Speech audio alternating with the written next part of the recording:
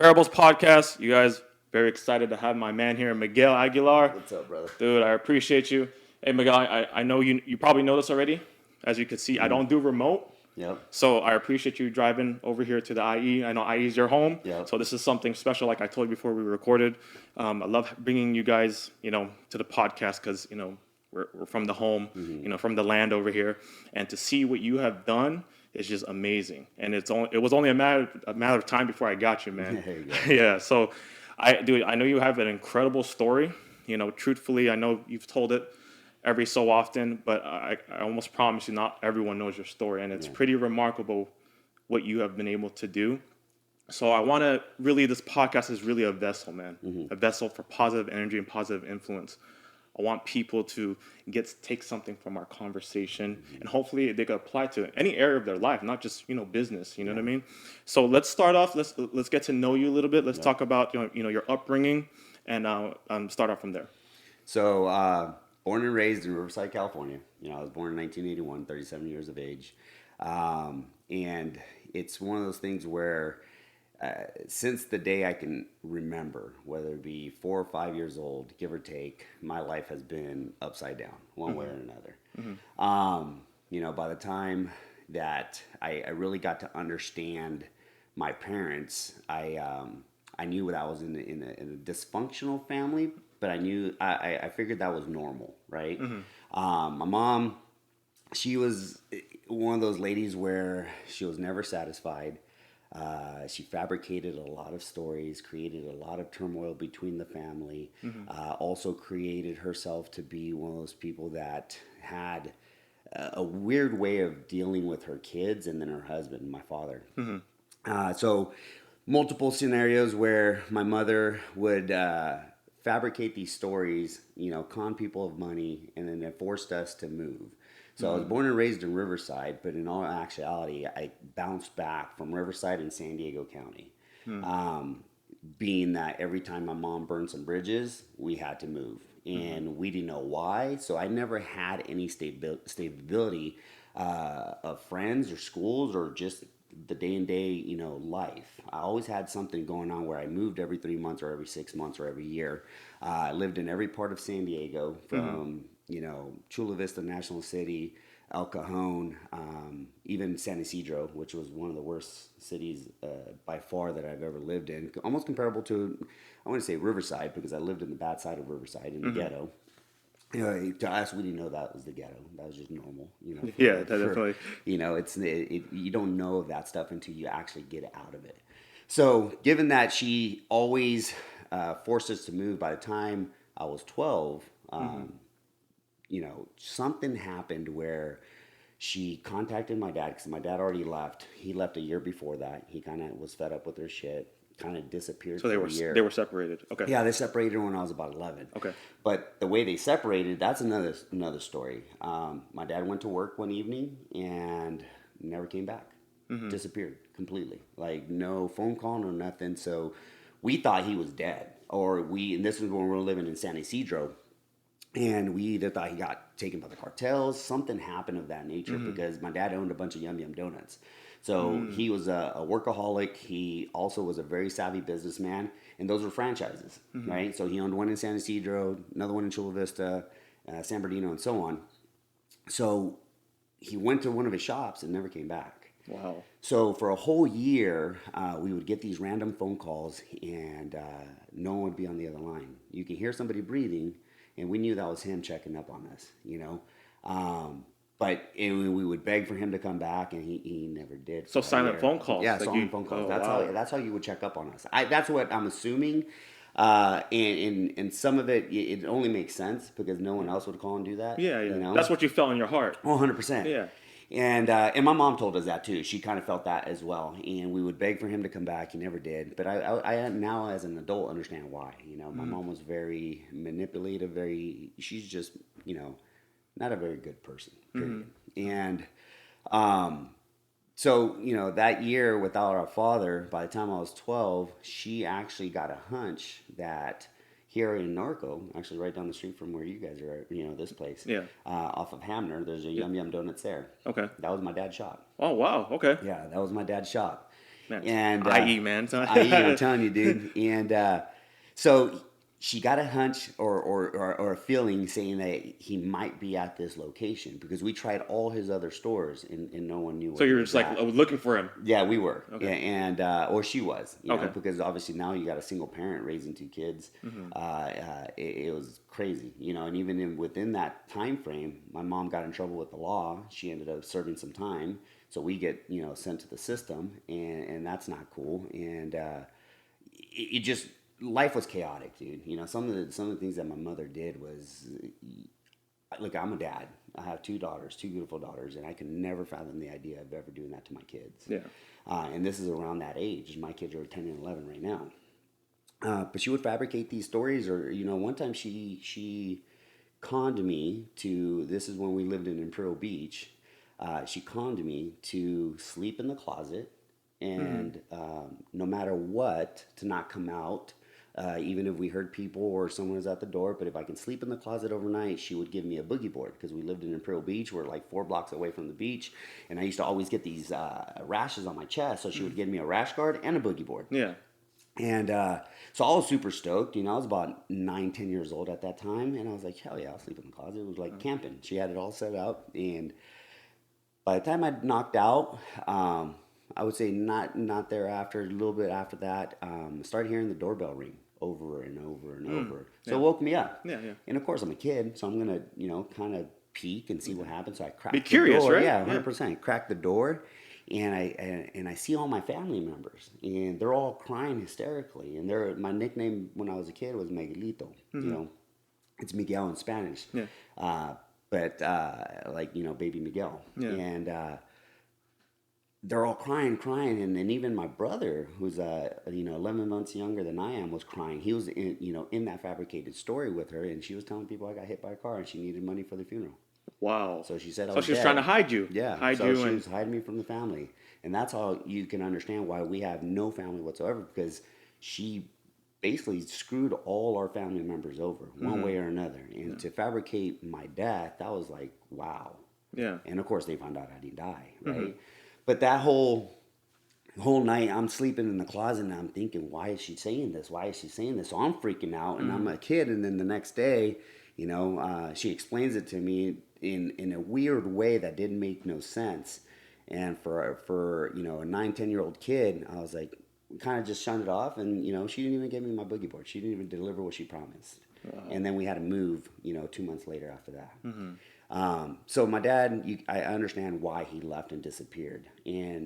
But I wouldn't say I approve of what he did, because, dude, to disappear for a year and not have our dad, you know, this is a person that's supposed to guide us into manhood. Exactly. And now we're left with a mom that's all over the place, causing even more problems.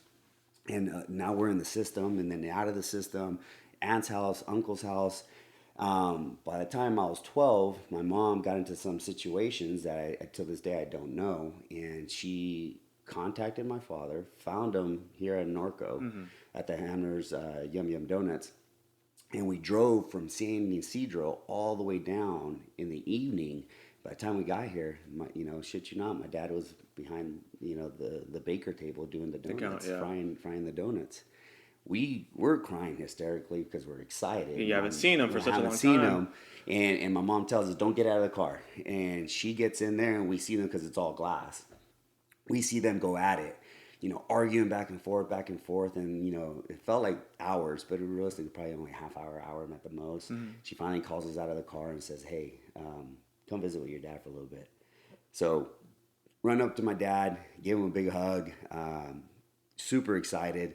And then at that point, she says, okay, it's time to go back. You guys said your hellos, and we're going to come back and visit dad, okay?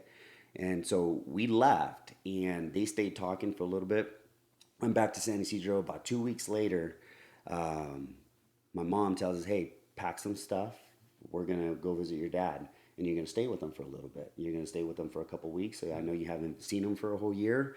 I want you to visit with your dad. How did you and your brother feel about that? Oh, we're super stoked, dude. Yeah. You know, we haven't seen our dad for a year, and we loved our dad. You know, even though, yet again, my dad wasn't perfect either. You know, we were drinking with our dad when we were 12. You know, so that excitement and that okay, we get to spend some time with Dad, and we show up in Corona. There's that big park right on Main Street. So we show up to Corona.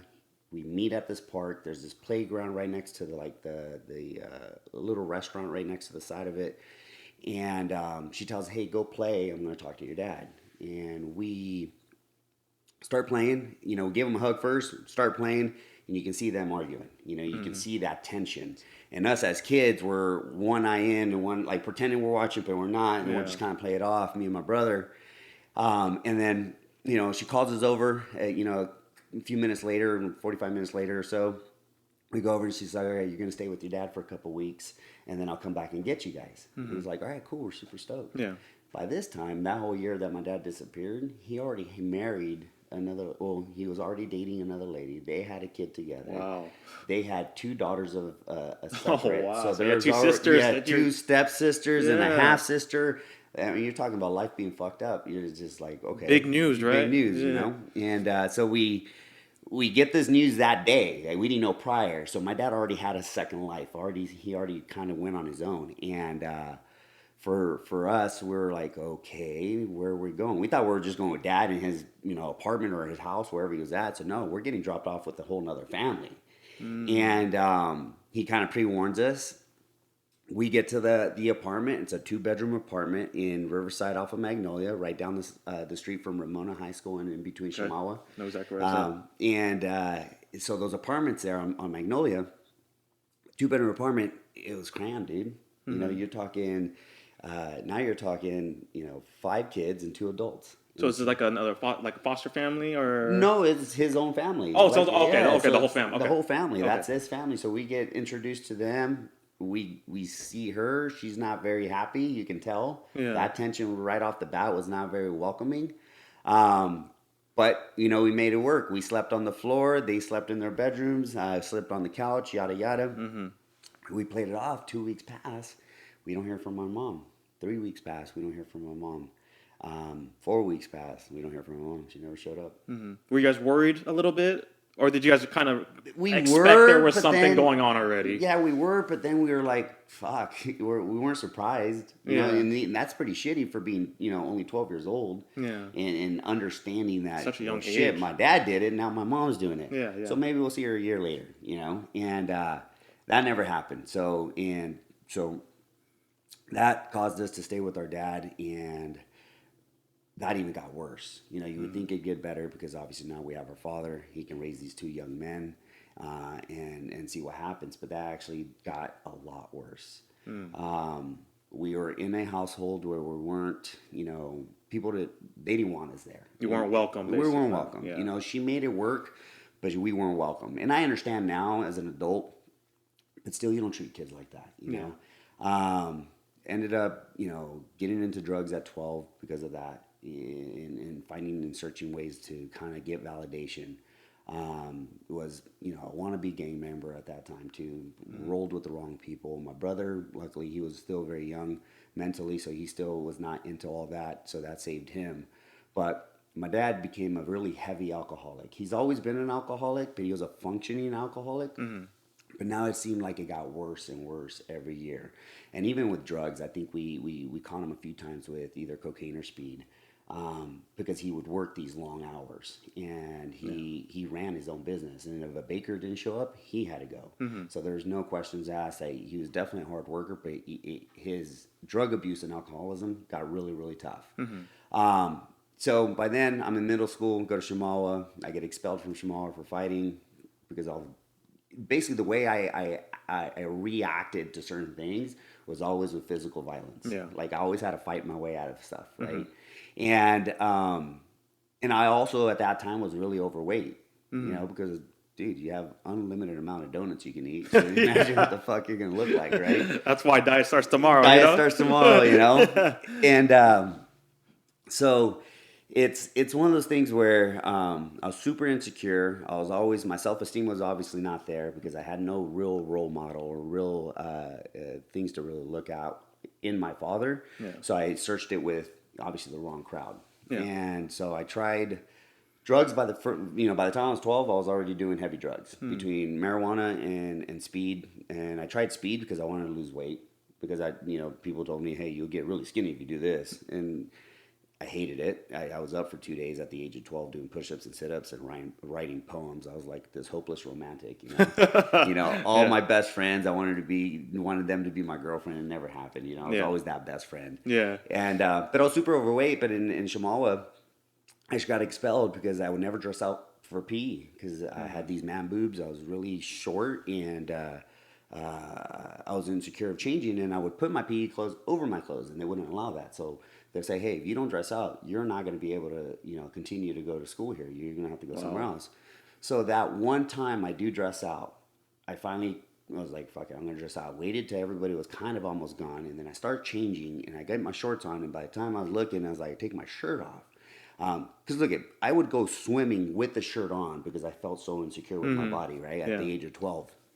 And so I took my shirt off. As I'm bending over to grab another shirt, this kid comes from behind and grabs my boobs from behind and said I'd be perfect in prison. Like basically saying he's raped me because I look like a chick, a dude with boobs. I turn around, beat the living shit out of him. Yeah. Like, literally beat him bad. And after that, that's it. Let's go. You have to move. You're out of here. And at that point, I caused even more headache for the family they were with because now we have to move because they didn't want to put me in continuation school. So let's go to another school district. So I ended up moving to the other side of Riverside, which is right by Norte Vista High School. Yeah. And Home of the Braves. Home of the Braves, dude. I love that school, man.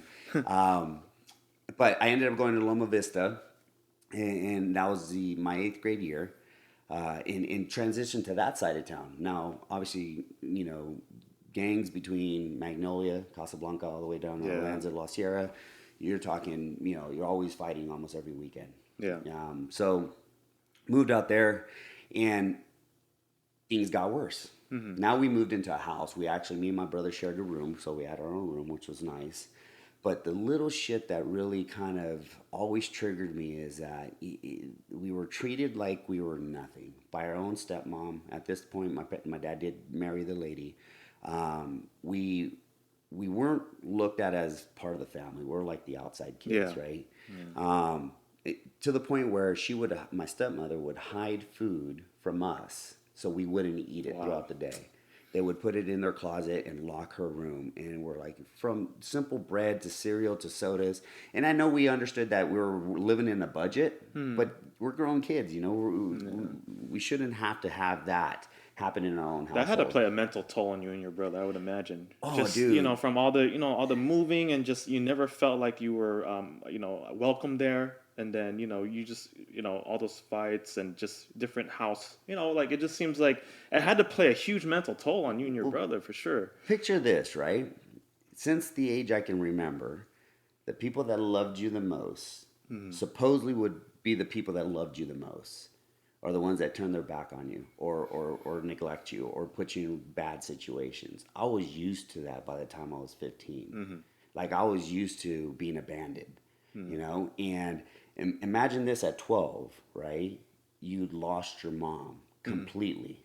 It's almost like death, right? She's completely dead because you have no contact with her.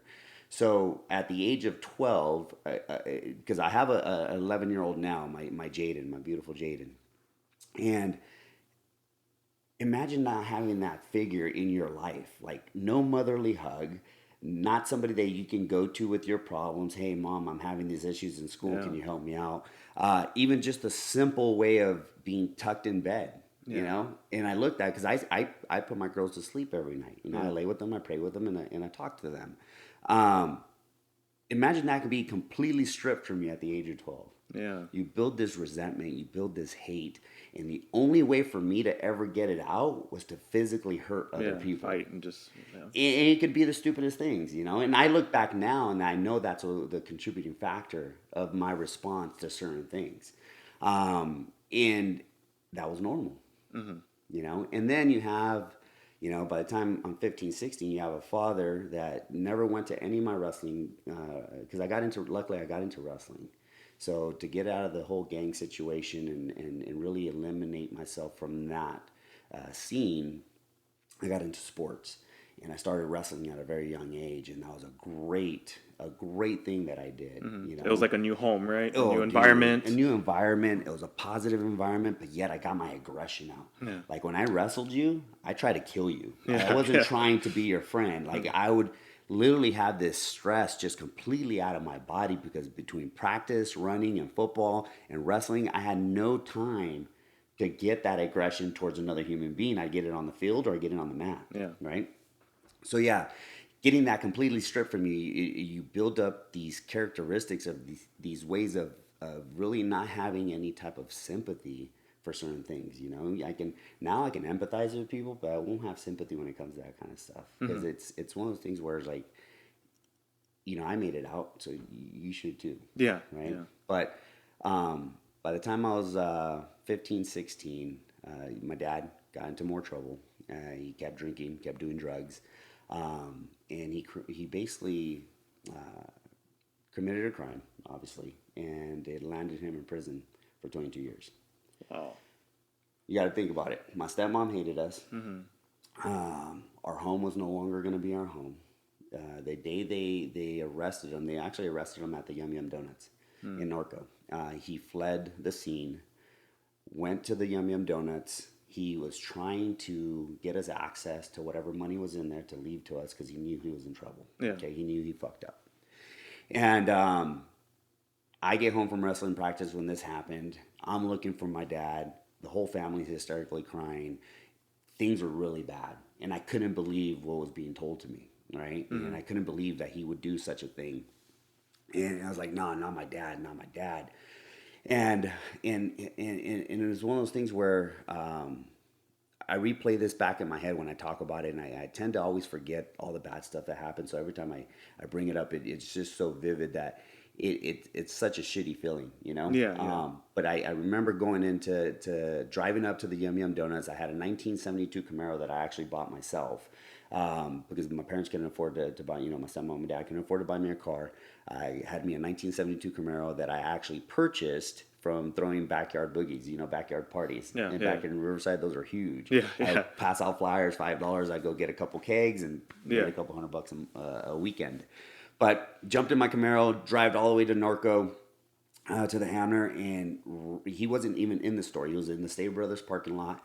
And I see the cops just roll up on him. Yeah. And they roll up on him and they arrest him.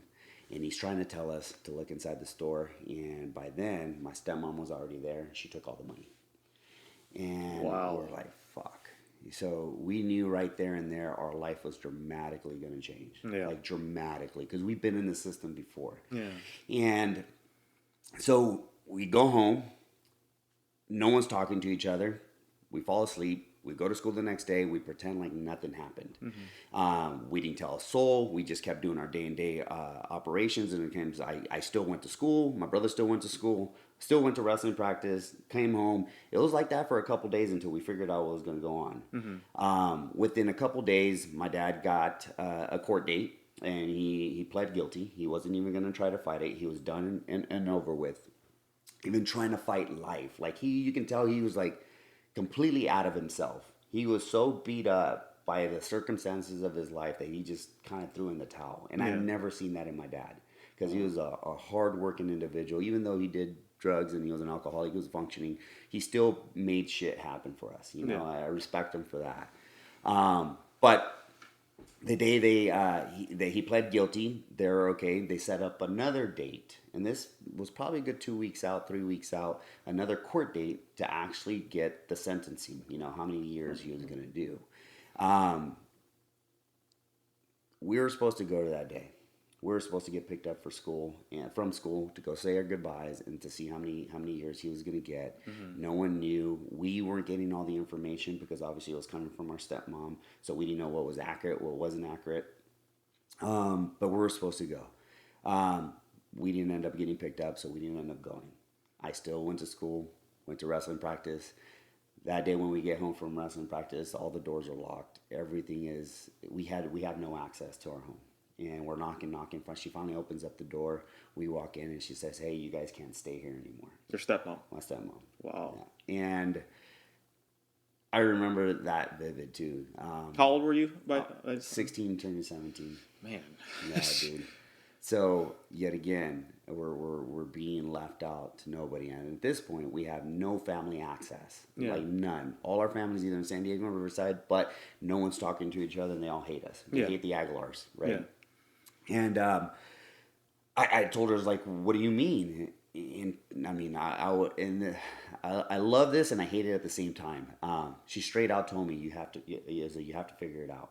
It's like, because I asked her, like, what do you mean we're kicked out? What are we going to do? And she says, figure it out. I was like, fuck. All right, so we'll figure it out. Grabbed all our stuff, put it in our car. Me and my brother took off. Right there off of Tyler and Arlington, there's a fast strip, right? That fast strip gas station right across the street from Norte Vista High School, because that's where we lived at that time. We lived off of Stover. We go there and, payphones, when payphones were around. We go to the payphone and we start like getting a bunch of change and calling everybody we could. And say, hey, our parents are out of town and we don't want to stay home alone. Is it okay if we crash at your house tonight? Just find a place to stay. Find somewhere to stay, dude. And went through probably 6-7 different friends that we know would probably try to get that handled with. And it was a school night, so everybody's saying no. Parents are saying no. So by the time 9:30 hit, 10 o'clock, we stopped calling because people, you can tell that they're getting irritated because, people didn't want to get called after 8 o'clock. Especially we're still in high school. You understand, you don't get these phone calls. It's not like you can pick up a cell phone and call somebody. And so we weren't going nowhere. We're like, fuck, we're really fucked here, you know? And I told my brother, do not tell a soul. Let me figure this out. And we jumped back in our car, and when we wrestled in our practice, we would always run before or after practice, typically before. And we would always run through the trails in the back of Norte Vista High School. There's a bunch of running trails. And those were actually right behind my house off of Stover. So these running trails, I remember there's one specific alleyway where it's close enough to residential, because I always used to think I'm going to get chased by a bobcat, or I'm going to get hit by I'm going to get bit by a snake. If something happens, there's this trail where I can always go, and if I scream loud enough, somebody hear me. Somebody will hear you. So I remember that, because every time I ran, I was like, well, shit, hey, I go sideways. I go to that trail, and I'm able to be next to the residential. Well, that trail's looped around, and there's this one hidden spot where you're still close enough to the residential, but you're still in the hills and no one can see you. We spent the night there. Wow. That was our first night. Wow. One of many nights. By then, we're still going to school. We're making ends meet. I'm working little side jobs. We're making things happen still, right? I was working actually at Sunglass Hut and at Contempo in the Tyler Mall. I was selling women's clothing by the time I worked at Tyler Mall too, man. So that was my first job, so making a couple $100 a month to make ends meet. But I did that for about 6 months, dude. 6-7 months. Bounced from from house to house, to friend, to car. Literally, it was a nightmare, like a really true nightmare. Like you never knew, like every night, you'd be sleeping somewhere different. Dude, didn't even know where my next meal was coming from. Didn't know where I was sleeping next. Didn't know where I was showering next. And I've always been very. I always took care of myself. So showering was important, and luckily I had a Bally Total Fitness gym membership, the one off of Madison, that used to be there. And I would go shower there, go to school, and then I would also go to wrestling practice, and I'd go back, pretend like I worked out, showered, and did that, multiple times. But finally, like 6 months into it, 7 months into it, my wrestling friends knew, my close friends knew, because I couldn't lie to them. And at that point, they were doing what they could to help us out, to help me out especially. It got around to my assistant wrestling coach, which bless his heart, dude, because he truly, truly saved my life. My assistant wrestling coach, Chris Gillespie, he was able to ask his father if I can stay the night, stay with him until I got on my feet. And this is already towards the end of my junior year. And they gave me a floor to sleep on, not even a bed, a floor or a couch. Because it was a small bedroom house in Riverside. And he came up to me after wrestling practice and said, hey, what's going on? And I was yet again saying, oh, everything's fine, nothing's going on, and I'm good. And he was like, if you don't tell me, we're going to have to find a way to get you some help. Basically, the word that you were homeless got out. Big time, dude. And it sucked. You know, at that point I was freaking out that we're going to get back into the system. Yeah, yeah, you didn't want that attention. Dude, I didn't want that attention. And I was like, there's no way I'll make this shit work one way or another, not let that happen, right? Yeah. And so bless his heart, got me into his home. And by then, you know, I'm 6 months or so living with him. And he ended up getting me a job, which I still to this day, because I wasn't 18 yet. He worked for a company called Home Grocer out of Fullerton. It was this big warehouse distribution center where we would get people's groceries ready for delivery the next day. This is when online started coming on with online orders and stuff of that nature. So he got me a job working graveyard. You know, so I would start my evenings at 10, 11, and then I would end them at 9 a.m. And I would work literally all throughout the night and then go straight to school, go to wrestling practice, and then do it all over again 4 nights a week because I would work 4 10-hour days. Yeah. And that was paying me $12 an hour, which back then in 1999, you know, 2000, that's a lot of money for 18-year-old kids. 17-year-old kid. Yeah. So got me on my feet. By the time I was a senior, I had my first 1-bedroom apartment. I knew what groceries were. I knew what electricity bills were. I knew all that stuff. You know, there's this one story where I think one of the most valuable things that I take from some of the stuff that happened is like not having to worry about what's in my grocery basket. I remember when I was 17 and I went to Food for Less because that was the cheapest groceries I could get. And I just, you know, I had about $150 to spend for the month for the groceries, and I started just packing my groceries like normal. And I get to the register and I'm over by like $30. And of course there's a line right behind me. That was the most embarrassing thing when I'm having to tell the lady, okay, I can't take that, I can't take that. Wow. I can't take just that. to meet that budget. Yeah, even then that just fucking bugs the shit out of me. And I'm like, dude, that would never happen again. So I would now take a calculator. This is before phones and everything else, right? So I'd take a calculator with me to the grocery store every time, and I would calculate exactly what's in my grocery times the tax, and I was like, all right, I got enough money. Wow. You know, and living like that, now I look back, I'm like, fuck, dude, I'm so blessed, you know, because I don't even have to worry about counting groceries. Man, you know what? I think it's safe to say that you grew up a lot faster than most people did, and you had to, right? Based off your, you know, what happened with your childhood. And what I also find remarkable, if we think about it, is there's a lot of people out there who probably have, you know, similar stories or, you know, along those lines, and they weren't able to get out of it. Yeah. You know, they weren't able to survive and, you know, go through the adversity and all the stuff like you did. So I think that's definitely, I'm sure you could agree with this, that even though it was hard, it played a huge role in who you are today and how you've been able to grow into what you are. Dude, I'm super thankful. Super, super thankful that happened, you know, in many ways, because it did develop who I am today. But it also did jade me a lot. Like I got my life together realistically 5 years ago, you know. Wow. Okay. And everybody thinks I've been, you know, on this high horse since, you know, I got into real estate, because that's what I did after I got into when I was about 23, 24. Okay. Was that like kind of your first career after graduating high school, or did you? Okay. No, I actually got in. So I barely graduated high school. Okay. I almost did not graduate. You can imagine, I'm working graveyard. Yeah. It's like, how did you sleep? How did I sleep? I literally went from this, you know, Hispanic kid looking, you know, nice tan to pale white because I hardly ever saw the sun. Yeah. You know, because I'd go work, practice, sleep, do it again. Yeah. And if I wasn't working, I was catching up on sleep, right? So my schedule was all jacked up. And my 4th period class, so it's funny how life kind of all plays out. For one, I've never been an academic kid. Like, I've never been able to really be so super stoked to study and do of that nature, because it just wasn't intriguing to me, right? I just basically got good enough grades to wrestle, okay? But getting into high school, and I just kind of skimmed through things, right?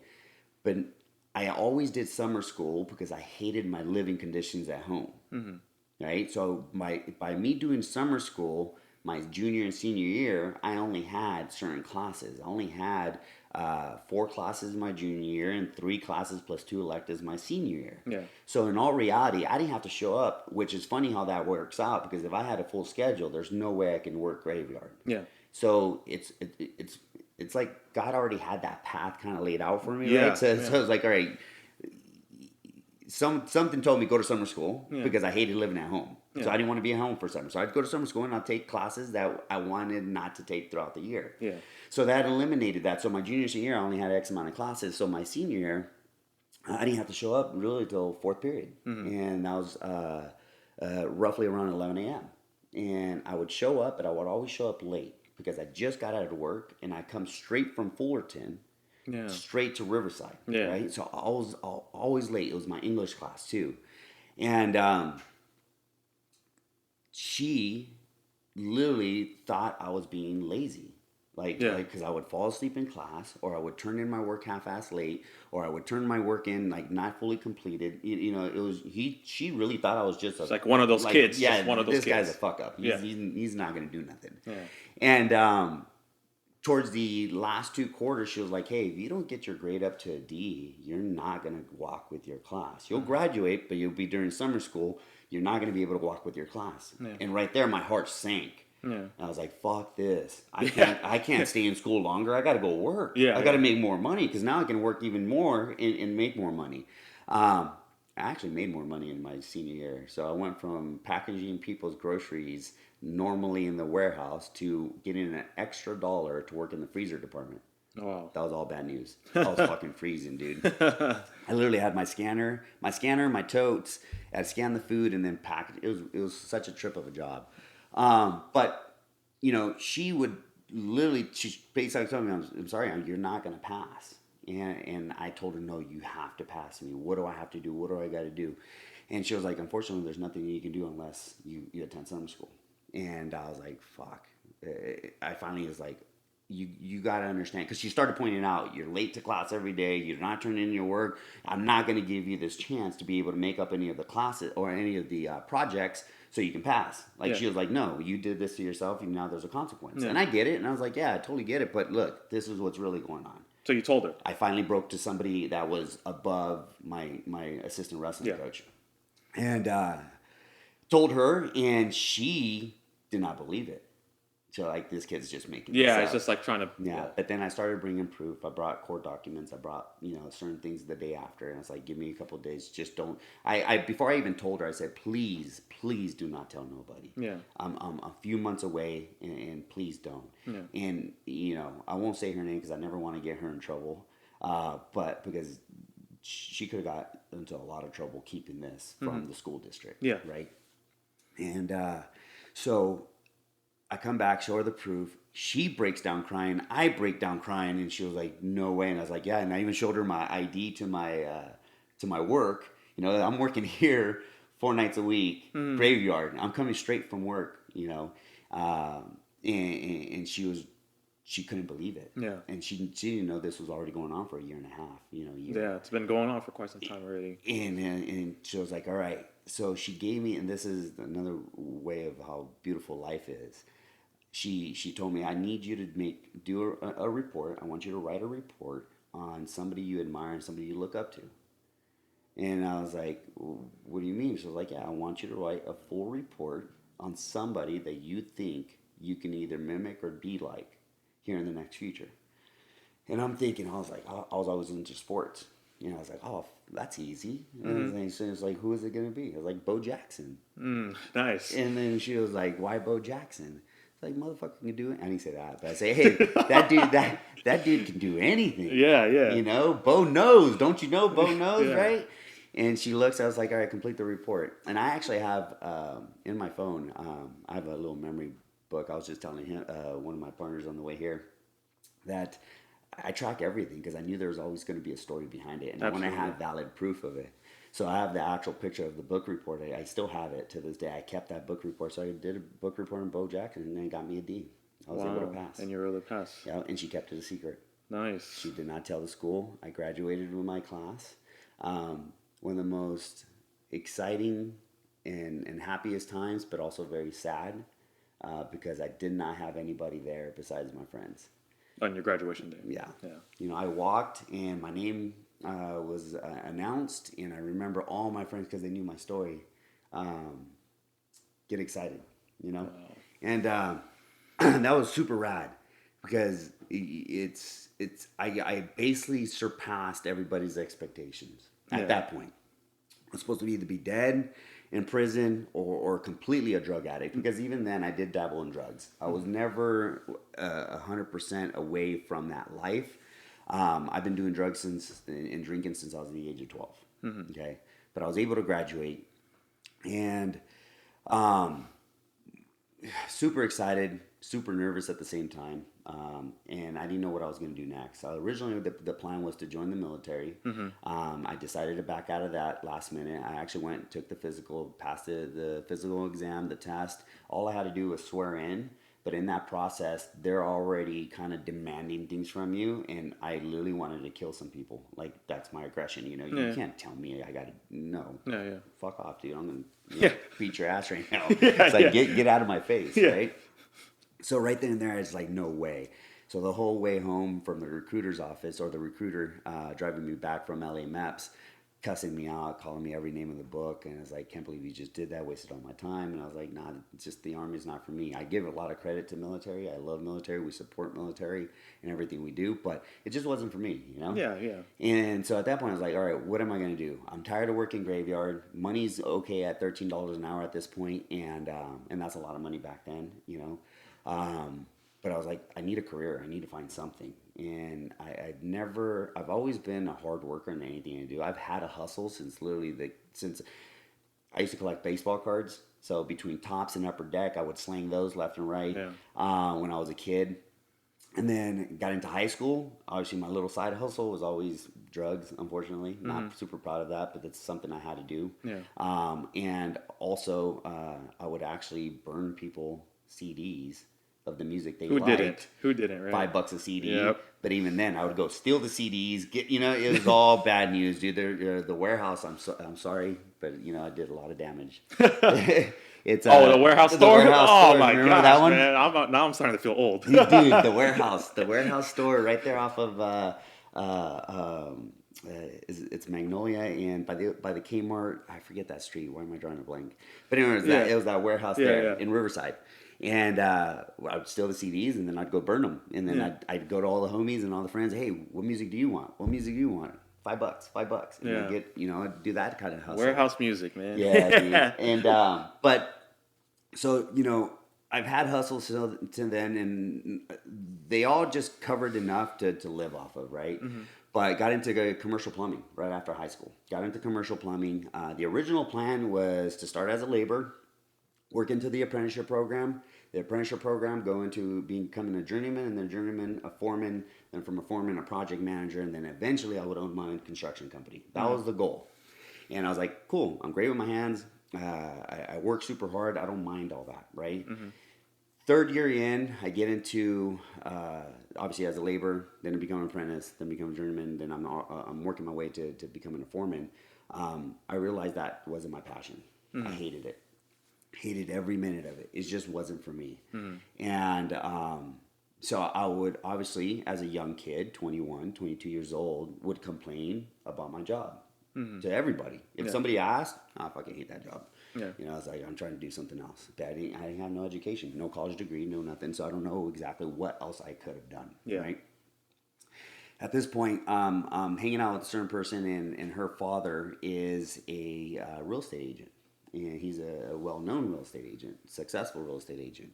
And we're eating dinner a few times a month, and every time conversation always comes up is like, oh, how's work, how's this, how's that, and I would complain every time. So you finally, after the third or fourth time, is like, what the fuck are you doing, dude? Like, if you hate it so much, then why don't you change it? And I told him, he knew my story. I was like, I can't do anything else. I don't have a college degree. I wanted to become a fireman, but I couldn't afford to do the academy full time because I needed to work full time. So that changed real quick. I tried my best, but and even not saying try my best, because there's just no absolutely way I could do it working full time job, because I had an apartment that I had to pay for and utilities and whatnot. So he was like, why don't you get into real estate? I was like, well, what is that? And he started explaining it. And then I was like, well, shit, dude. I like you. I like your lifestyle. I love what you have. I want the same thing. Yeah. You know, how can I earn that? Yeah. So he started explaining to me, and I got into real estate. I took the test. I studied online, took the test. But by then, I'm 23. I'm partying every weekend. I'm half-assing that as well. I wasn't fully committed. And I tell this story, which is, it took me a long time to actually tell this story. Because if I tell you, you're going to think I was just really stupid kid. But in all reality, I just wasn't committed. Yeah. But I passed all my prerequisites, everything that was open book online, and then went to go take the state test as to become a real estate agent. I failed it 11 times. Wow. Yeah, and people look at me like 11 times, like, damn, you really that stupid? Yeah. And I was like, no, I just wasn't committed. Like you didn't study. Yeah, I didn't study. I was partying every weekend. I was hungover from the weekend before, or I was, up for a couple nights, and I never really stayed committed to it. And then so from there, after I failed every time, I would have to wait 30 days, pay $75 for the retake of the test. So I was just wasting money, right? 10th time, well, fuck it, I'll do it next time. And then I would tell myself, all right, I'm going to pass this time. Yeah. And it didn't happen. In the meantime, I'm still working construction. I hate that job with a passion. I failed the test. I'm still working as a construction and plumbing. I get to this new job site where the foreman had it out for me. He hated my guts because I knew I was probably going to take his position one day. Because no matter what, even though I hated my job, I did it to the fullest of my capability. Absolutely. Because I got paid money. I was making good money at that time. I was making about $22 an hour, $25 to up to $30 an hour, depending on when it was prevailing wage. So I show up to the new job site, and you got to think, at that point, I'm already surpassed the laborers, right? Because I paid my dues there. I know what a shovel feels like, and digging trenches fucking sucks, okay? Especially for 8 hours a day, 9 hours a day. I get to the job site, and he hands me a shovel. Like, well, what's this? I was like, I need you to dig this up and go this way, and then he gives me the plans. And I was like, hold on, you got a laborer there, you're paying $8 an hour compared to me at $30 an hour. Yeah. I'm not saying I'm better, but why not take advantage of that and let me go do the the plumbing and get that up to par and get this job done faster. No, I need you to dig this trench. And I'm like, fuck, dude, I wanted to kill him. But he has control over me because he's superior than I am. And I can't say no because I need this paycheck. And fuck it, I'm digging a trench. I felt like shit, like worthless. And I had to, yet again, somebody else controlled my emotions. And I hate that feeling, right? And I was like, I'm over this. And so at this point, I had to wait 30 days to take my test. Within those 30 days, even though I'm already hating what I do, I still was partying every weekend. I literally was a functioning drug addict, alcoholic, okay? You have to understand, I have no parents since 16, so I'm doing things that normal 16-year-olds aren't doing because they have no parental guidance at all. Yeah. So I got into to partying heavily almost every weekend, dude. I would work Monday through Friday, and then I party my ass on the weekends. I was a weekend warrior, is what I called it. And then show up. I was never late to work. I'd never call in sick because I needed the money. But in that 30 period, thinking that, okay, after this last time, I hate doing this shovel work. I'm like, all right, I'm going to pass this test. But I still kept partying. And I thought that just by me showing up was going to allow me to pass this test. Go to the 11th would be time. Enough, right? Yeah, go to the 11th time. Go take this test. And this time I was like, oh, I got it. Piece of cake. But yet again, I partied the weekend before. 2 weeks pass. I got the notification. Failed it. It's like, fuck, dude. At this point, I'm really, really upset with myself and my situation. And for the first time, after leaving the job site again with the fucking blisters on my hands from shoveling, even with gloves, I mean, looking at my life as a whole, I was like, this is fucked up, but it's my fault. I, for one time, took ownership of my actions at that moment. I looked at myself in the mirror for some odd reason. The first time I ever did this, looked at myself in the mirror. I was like, this is you.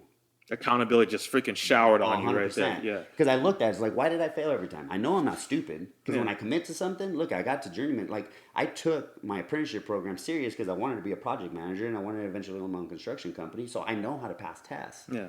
When I find something that motivates me to do so. But I wasn't motivated enough to change my current situation at that time until I took full on accountability. Right? So I looked at myself in the mirror and I was like, fuck it. I told all my friends, don't call me, don't bother me. It's like, leave me the fuck alone. Leave me the fuck alone. For the next 30 days. Just 30 days, bro, and then I'll be back in action, you know? And for the first time since 12, I did not drink and I did not use anything. I studied. I took a 2-day crash course. I learned how to pass this test, and I passed it. There was a sense of desperation, it sounded like, too, obviously, right? Because you were just fed up with your life situation. It's almost like the situation with my parents. It's sink or swim. My back is against the wall. Yeah. No one else is going to do it for me. I got to do it now. I have to change. I have to be that circumstance that changes my certain situation. Yeah. I can't blame this on the foreman, even though he was the motivation behind it. You know, because that shovel was, fuck, dude. Yeah. You know, you try shoveling 8 hours a day. Yeah. It's hard work. Yeah. You know, and it's I wouldn't say degrading because you have to start off somewhere. Everybody has to pay their dues. Yeah. I get that, but I've already surpassed that. Yeah. You know, but I'm never not too good to do it. But dude, we have other staff to do that. So you knew your worth at the time. Yeah, dude. Yeah. And so finally passed my test. What did I do? I celebrated. I went out. I partied my ass off. Stupid. Okay. But then I started working real estate. I started, you know, I signed up with a brokerage, and the most uncomfortable feeling in my life. I didn't own a suit. My dialogue at that time, my communication skills were not as great. You know, I'm a kid from the street, slang, curse every so often. You know, that kind of way of approaching certain things, it just didn't work in real estate, right? Yeah. So I had to now start mimicking. I would watch and observe, and I'd be like, okay, that's okay, cool. And I start picking things up slowly. So within 6 months, I knew for a fact that this is what I wanted to do. I would go to the staff meetings, and they all show up in Benzes, and like literally, you know, that life. I was like, dude, at that point was materialistic because I didn't grow up with it, right? Yeah. So that's like the motivation factor behind it. And of course, you know, these guys are making hundreds of thousands of dollars a year. And like, dude, I can, you know, never once fathomed the idea I can make 6 figures. Like, never, right? I'm going to make 40, 60, 80 grand a year until I own my own company. Then we get to that point. And I ended up feeling very uncomfortable in the office setting, but I've always been like in the gym. No matter whether I used drugs, alcohol, anything that was going on in my life, gym was my outlet. That was my positive outlet, regardless I would do. No matter what, Monday through Friday, Saturday, I would always work out. Yeah. And I was real big at the gym in the sense of I communicate with everybody, I get along with everybody. I've always been a social butterfly to a certain extent because, you know, friends to me were part of my family at that time. Of course. So those were my like uncles and sisters and brothers. That's how I felt. Those relationships were pretty strong at the gym. And at the gym, I noticed that was comfortable for me, and I can communicate like flawlessly, like nothing hindered me at that point. Like you just felt at home. At home, like, right? Yeah. So I was like, instead of me going door knocking, where it's completely out of my realm, or doing cold calls where I feel like that's completely garbage, let me do something different. Let me feel uncomfortable but comfortable in a scenario that I know I can excel in. And I knew that in the gym, that I can communicate with other people and have that indirect approach, because I hate salesmen. I will never pitch like sales, like direct sales that way is just nasty to me. It just felt like it's always a con, right? Yeah. So I was like, that indirect approach is I'm going to make a relationship out of these. I'm going to get people to know me first, and then they're going to want to use me, right? So at the gym, some of them already knew me very well. I would always get asked on fitness questions because by then, obviously, I lost all the weight. I wrestled. I was a state contender. I mean, I literally excelled in wrestling. I almost got a scholarship, but I fractured my ankle my senior year. A lot of things went sideways with that, but I always had people approaching me on health and fitness, and they would ask, you know, why are you so strong? How can I do this? Or, you know, how do you stay lean? And I was like, well, now instead of just giving them fitness answers back, I was like, I'm going to throw real estate in there somehow. So now people would approach me and it's like, oh, dude, you're getting lean. How you doing? I was like, well, now I get to manage my own schedule at work, and I cook all my food, and I prepare myself for the week. And automatically they would be like, well, what do you do for work? Oh, I sell real estate. Oh, no way.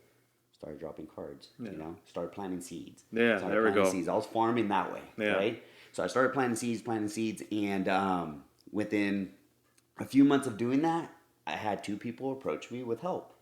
One needed to buy a house, and the other one needed to sell a piece of land. And knowing my construction background, I explained them certain situations, and it was golden, you know. But even then, back then, I was still broke. I was still, in a sense, I had a good job, but I had bills. You know, most people are still living at home, baking their stuff. Right? So I had bills, so I was always living paycheck to paycheck, and then I also would always blow my money on partying. You know, that was just given. So I had a piece of shit 1993 BMW, and this is a funny story because I dated my wife, and she always thought that was the neighbor's car. So I would have my wife pick me up when I was dating her at this time, okay? Because I met her on Temecula. But I had a 1993 BMW, piece of shit. It was supposed to be blue, but it looked purple because it sat in the sun all day. So it's like faded color. Interior's all jacked up. It barely ran, but it got me to point A to point B is what I had to do for right now, right? And because all my money went to bills and everything else. And also I wasn't very responsible with my money. So I would have to go rent a car every weekend to go show property. Enterprise was my best friend. Wow. I made things happen because, dude, literally that BMW, the 93 BMW, I would make a right turn and the door started flopping open. So I had to bungee that thing down to my seatbelt. So every time I made a right turn, it would go pop, pop. Yeah. Clap. Well, and you wanted to make the presentation of you as a professional, right? Yeah, so I had to go rent a car, you know? Yeah. And the other thing, too, is like I couldn't afford to change the fan belts. So I got a bar soap. I Googled how to fix that, like a temporary fix. I got a bar soap, put it on the fan belt, let it lube it up, and it saved it for the day. Because that fan belt would squeal so loud every time I stopped at a stop sign. Oh, yeah. So it's one of those things where I made things happen regardless of what the situation was. So I would go rent a car, I'd show property, give it back on Mondays. And I did that for about a month. Finally got them into escrow. And then I got my listing into escrow around the same time. And I was so concerned on getting the job done right that I never really paid attention to the money. I like the commissions that I was going to get out of that. I heard horror stories before, never count your chickens before they hatch. Escrow can fall out, they can cancel. Home inspection can come back completely horrible. You just don't want to do that. So my focus is like, get this done right. Yeah. Make sure you cross every T, dot every I, get it done right. And at this point, I'm still learning the game of real estate. So I would have, my clients would have questions that I didn't know the answer. So I'd always let them know, hey, look, the market's ever changing. Let me get back to you. And I would get the answers and get back. So I was constantly researching, doing things that would never hinder that not to close. Yeah. Right? So they finally closed within a week of each other. My broker calls me a week past after they close. My broker calls me in and hands me my envelope. And he said, good job. And I said, I'm pretty proud of you. And I looked at him like nothing. And it's like, well, thank you. I appreciate that. And I'm walking out of the office because I didn't like being in the office. It just wasn't my thing. And I walk out of the office and I'm opening up, I rip up the envelope and I pull up these 2 checks and I'm like, holy fuck. Oh man. It's like, damn, I'm rich. I thought I was rich. Really, I did. Because I've never had that much money in one time. Yeah, I was going to say, that was like the most money you probably ever made, right? Ever, dude. At one time at least. So it was about $63,000. Wow. Out of 2 deals. This was in 2004 when the market was peak. You're talking $1 million plus homes, getting 2.5% to 3% commissions on each one. And I had a high split. And it's one of those things where at that point I knew my life was going to change again. And I went to the Wells Fargo. I deposited these checks, and the teller tells me, hey, unfortunately, we're going to have to put a 10-day hold on these. And I was like, yo, these are real. This is not, this is real money. Like, she was like, don't worry. I was like, I can call the broker right now. Like, I was freaking out. I thought that they were, were they really fake? Yeah. So I was like, no, you just never had this amount of money in your account, so we got to wait till they clear, and then we can release the funds to you. So it has to be about 10 days, between now and 10 days. Yeah. And I'm like, oh, man. What a blessing that was, because right as I opened up my checks and I knew how much I was going to go buy every true religion you can possibly think of. I was going to buy this, I was going to buy this, right? Go to Vegas, like literally blow at least 20,000 of it, having fun, and then put the rest away. Yeah. And I was like, having all these excitement ideas, but also very nervous. I was like, shoot, I remember my mentor, the guy that got me into real estate, he says, you're only as good as your last check. You're only as good as your last deal. You're commission based. So I was like, all right, within those 10 days, excitement calmed down. I relaxed a little bit. I was still working construction, and I was, again, at a different job site, same foreman, back to the shovel. I'm like, this mother, I just want to kill him, dude. Yeah. He had it out for me, and he knew what he was doing, and he knew I was in real estate too. He always laughed at me, saying, "You're never going to do it. You're never going to do it," because he knew I failed so many times prior. And within those 10 days, I waited and I was already contemplating, okay, I'm going to quit my job. I'm going to do this full time. I know I can do this full time. Mm-hmm. I started reading for the first time since ever. The first 2 books that I actually read, no lie, from start to finish, was Rich Dad, Poor Dad, and Think and Grow Rich. Mm-hmm. Okay. Those 2 books gave me such a different perspective of business and life. I was like, dude, I can't. If I'm only giving real estate 50% because I have this other job full time, I'm hindering myself. Yeah, you're holding yourself back. Oh, 100%, dude. So my full potential is not 100% there. So what am I going to do? So I was like, all right, I'm going to quit. But I waited till the 10th day. They finally cleared. I saw the money in my account. And I was going to give originally 2 weeks, right? And I was like, I can see where this is going. Yeah, I was going to give them 2 weeks because if anything went south, I would have always left on a respectable note and I can come back to my job. Yes. So I was giving myself a crutch already, mentally, yeah. And I was like, fuck. Something that morning, I wake up and I knew I was going back to the shovel and I woke up and I was supposed to, like literally I woke up at 4:30. I remember 4:30, getting ready, showering. In my head, I'm contemplating how I'm going to give my 2 weeks. And then finally, when I got ready and I was about to get in my piece of shit car again, I was like, no, fuck this. This is it. Called my foreman, the same guy. Mm-hmm. I wanted to give him respect. Say, hey, I'm not coming in today. I was like, what, you sick? I was like, no, I quit. What do you mean you quit? He was like, yeah, I quit, dude. And I was like, he starts laughing. He said, what, real estate? Because I was all excited, the 10 days prior. Of course, everybody knew how much I made. Like, I was boasting. Yeah. I was a kid. Yeah. And he starts laughing, and I get so fucking furious. I was like, why don't you go fuck off? And I hung up on him. Mm-hmm. Called my boss, and I told him, hey, unfortunately, I can't come in, and I quit. He was like, no 2 week notice. You're not going to give us someone to replace you. I was like, no, I'm sorry, I quit. And I hung up on him because I felt bad doing to him because he was a good owner. Yeah, and I respected him. But I knew if I gave him 2 weeks, I'd probably talk myself out of it and keep that job and keep this job. Yeah, right? yeah. And I was like, oh, I'll bank on both. You just had to make that move. I had to. If I'm going to do this full time, I got to give it all. Yeah. And as soon as I hung up with my boss, guilt, insecurity, I panicked.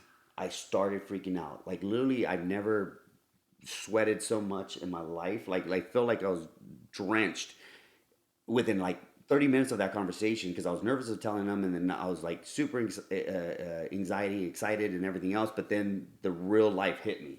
Oh shit! I just fucking quit my job. Oh shit! I just quit my job. What am I gonna do? What am I gonna do? And I started thinking. I was like, oh shit!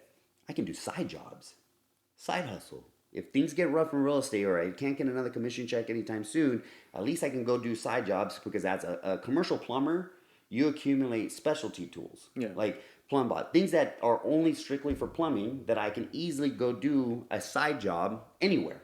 And I was good, Mm-hmm. So right off the bat, I'm thinking, I was like, hell yeah. I have all these tools. I have my tool bucket. I have my truck. I have all this stuff that I can keep out of my truck and give that back and say, okay, this is what I'm going to do. Side jobs. I'm good. And then that book came up in my head again, Rich Dad, Poor Dad. Mm-hmm. That mentality of security, that mentality of how am I going to give something 100% if I have a crutch? Yeah. That was a crutch. So I was like, well, shit, man. And I was like, if I'm all in, I'm all in. I had a yard sale that Saturday. Sold everything. Every piece of tool that I had that had to do anything with construction, I sold. Besides my Milwaukee drill, because that Milwaukee drill cost me a lot of money. At that time was a lot of money for me, and I needed it for the job. But I knew one day I love art. I'm a big visionary. I love to put things up, and I was like, one day I'm going to own a house, so I'm going to need my drill gun. So I kept my drill gun, and I still have it to this day. And Sold everything, pennies on the dollar, and ever since then, haven't looked back. Been doing real estate for 15 years, give or take. By the time I was 27, I made my first $1 million in real estate. Wow. And it's one of those things where my first year, I made my first six figures. I made $132,000 my first year in real estate. Mm-hmm. You know, half of it was those two deals, but I made it work, dude. And I surpassed everybody's expectations yet again in that realm of business. But also a lot of trial and error. I didn't, business to me then was very foreign still. I was learning from my mentor, but even then, like my first year in real estate, I made $132,000, but I wasn't incorporated, didn't know about corporations, didn't know about business, and I was a sole proprietor. I collected commission checks under my name, thinking that automatically they're going to take taxes away, right? Nope. Yeah. Got hit with a big tax bill, $28,000 tax bill. And guess what? I didn't save any of that money. So I'm like, shit. So that same year, I incorporated. I created Aguilar Investments. And so everything that I've done from there on out has been trial and error, mentorships, people that I can relate with. I was able to create that business to a very successful business. By 2009, where I did make my first $1 million, I sold 98 homes in 1 year. Wow. Which is unheard of for a single individual. Plus, I had an office. I had Realty World and Associates. I ended up buying a franchise. I was a broker. I had a broker of record for my Realty World and Associates, and I was running agents. Had an awesome real estate business. Then I ended up adding lending, which I owned Infinity Mortgage. Then we added title escrow through our partnerships. We had a big, business plan. I mean, the thing was flawless. I was killing it in real estate, thinking that, man, I'm the king of the world of real estate, right? My pride and ego got the best of me. I ended up making some huge mistakes financially, and ended up closing that business down. And I had to go through bankruptcy by 2012. Wow. And biggest learning experience ever, dude. Ever. Humbling. Talk about getting socked in the face. Thinking that you're God's gift to real estate, and losing it all. And at this point, I've already married. I met my beautiful wife in Temecula, and we have 2 kids. Losing it all with 2 kids is insane, dude. Yeah, I mean, literally insane. My wife's been with me since the day I had nothing, because when I dated her, that BMW, I would park it down the street, and I would always tell her, oh, my car's at the shop, or I'm getting rims on it, or I'm doing this, because I was so embarrassed by it. But my wife's a hustler. She had her own, she was working 2 jobs, had her own condo, owned her own condo. I still was renting, drive a 5 Series BMW. Like, she had her shit together, and I'm this poor kid trying to make shit happen, right? So I would have her pick me up for the dates, and I would always take the car out of the garage and park it down the street. And I remember one time she picked me up. We were going to a country concert that she wanted to go to, and she asked me, I was like, hey, why is that car always there? Is it abandoned? And I was like, oh, that's just the neighbors. I have no idea, You're like, what car? I don't see it. I don't see no car. That piece of shit? Yeah, I don't know, man. But that's another thing. My wife has been with me through thick and thin. I mean, through it all, through having nothing, starting with nothing, and then starting my real estate career and evolving to where we're at today, obviously. But by 2012, I hit rock bottom again. You gotta understand, no guidance realistically, everything trial and error. Made some really stupid mistakes and had to file bankruptcy. Most humbling experience ever. And yet again, something so horrible, something so positive comes after. It really does. It depends on person's mindset. Depends on how they look at it. The perspective of really, is it going to define me, or am I going to evolve from this? Yeah. And that's what it did. I evolved from that 2012 bankruptcy. Dude, I love it. Yeah. Man, so it sounded like you learned a lot from going bankrupt, but like you just said, some people react to it. They let it be the end of their journey, but you were able to take that and move it forward to what I believe is now self-made, correct? Correct. So walk me through real quick how self-made got started, because I really want to dive into self-made just as an empire, what you guys are doing so special and all that good stuff. So with self-made, it also comes from diversity. Like, literally, our back was against the wall again, and we always end up fighting back. So after bankruptcy, obviously, you have to understand, I had a certain lifestyle. I was making great money. I had a bunch of rental property. Literally life was great prior to bankruptcy. Yeah. And then I made some stupid mistakes, ended up hitting rock bottom. Didn't let us defined us as a couple too. Cause my wife, she's my partner. Like she is my road dog. That woman is amazing in so many aspects. I would not have the success that I have without that partner. Yeah. She keeps me in line because my ADHD, like literally, I'm all over the place. But she allows me to understand. But she also gives me the freedom to do what I do best, and that's to recover from anything. Right? Shout out to all the women out there, man, holding us down, man, keeping us in line. Keeping us real, you know. We crazy sometimes. Put it this way, dude. If it wasn't for my wife, I would never know what love truly is. Mm-hmm. You know, because this is a person that loves me unconditionally. I've never had that before. Mm-hmm. My father didn't do it. My mother didn't do it. You know, it's one of those things where she knows everything about me and still loves me, which is crazy. You know, so back was against the wall again. We had a certain lifestyle we still wanted to live. My wife said, "Hey," because my wife's an awesome personal trainer, and at this point, she was already a stay-at-home mom. So when we had our daughters, my goal was to pay all the I pay all the bills. You just stay home, take care of the kids, raise our kids, and that was one of the biggest blessings that we ever had as parents, is that we were able to raise our kids at home. Like my wife was full-time at staying home, right? Even though she still had her little side hustle, she had an airbrush and tanning business, so she still did things for her own. But it all really came into fruition because after, sorry to backtrack, but after my real estate business really took off, and when she got pregnant, I've asked her to stop working. She never wanted to stop working. Yeah. I wanted her to really raise our daughters, my daughter, and then my other daughter to come right after. So it's not that she didn't want to hustle herself.